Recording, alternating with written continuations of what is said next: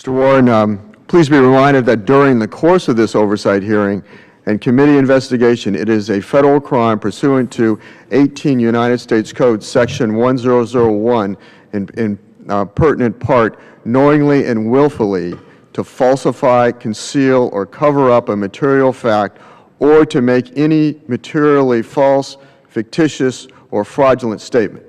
Ms. Lamborn, you have 5 minutes. Thank you, Mr. Chairman. Mr. Warren, members of the previous panel testified under oath that foreign state actors have accessed sensitive information of veterans within the last 2 years and that the VA does not know how much information was stolen. Would you agree with that statement?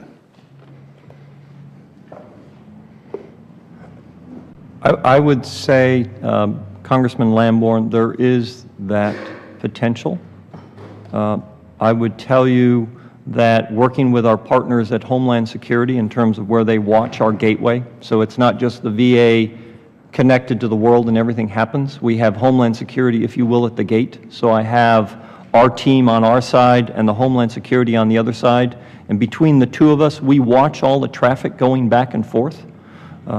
So the ability of material to move, yes, there's always the potential. We referred to a particular incident that the Inspector General talked about. I was aware of that incident.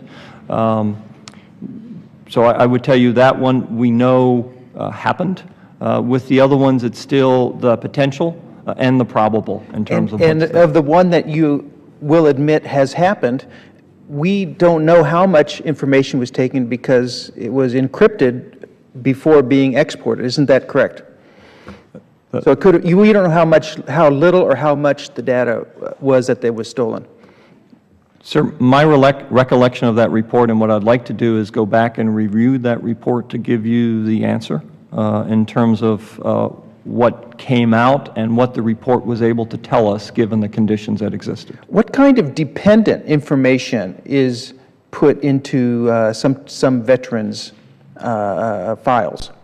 I would tell you, Congressman Lamborn, the veteran files are held in many locations in the VA, in many systems, whether in the electronic health record or whether in the new, used as part of the new VBMS system, as well as all the other systems. So the information necessary to provide benefits or services is what we... So that it can include the names and Social Security numbers of dependents?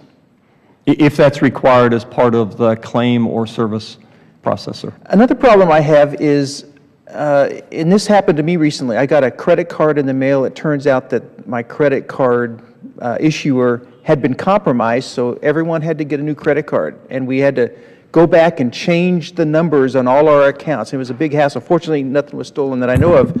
But what happens when a Social Security number is stolen? You can't replace that. I mean, we're talking about something really serious here.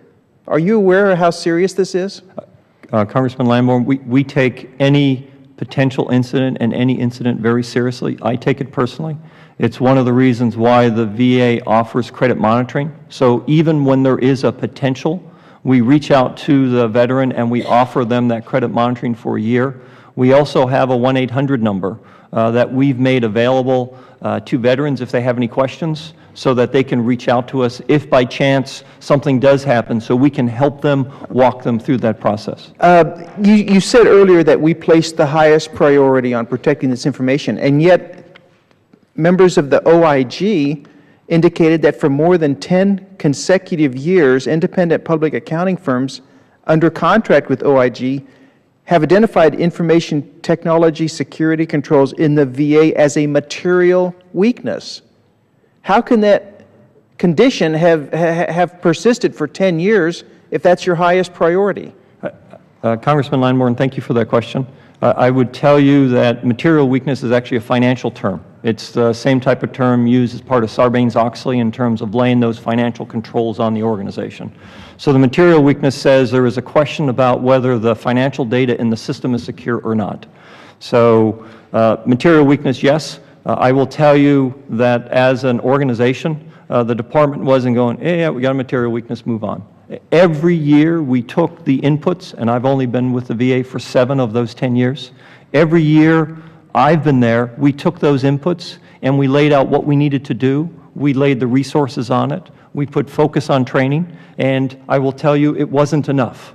And so 2 years ago, this major effort of doing CRISP, of taking the whole organization, not just the IT organization, but taking the whole organization, because information protection is not just an IT thing. Well, I'll agree with one thing you've just said when you said it wasn't enough.